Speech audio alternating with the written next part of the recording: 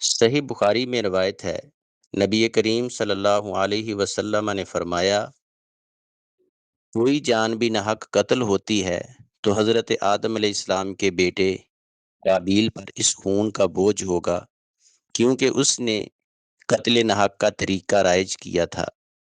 اس حدیث کا مفہوم ہے، حضرت آدم علیہ السلام کے پہلے بیٹے نے جو ناحق قتل کیا، اس کا ذکر قرآن مجید سورۃ مائدہ کی 27 نمبر آیت میں ہے۔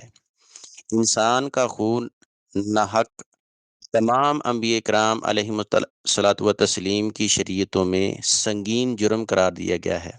اگر کوئی مسلمان انفرادی یا اجتماعی طور پر اس جرم کا ارتکاب کرتا ہے تو وہ خود اس کا ذمہ دار ہے۔ اسلام کی نظر میں وہ سخت مجرم ہے، چونکہ قابیل نے اس جرم کا راستہ سب سے پہلے اختیار کیا، لہذا اب جو بھی یہ راستہ اختیار کرے گا اس کا گناہ قابیل پر بھی ڈالا جائے گا اور وہ اپنا حصہ ضرور حاصل کرے گا۔ ہر نیکی اور بدی کے لیے یہی اصول ہے۔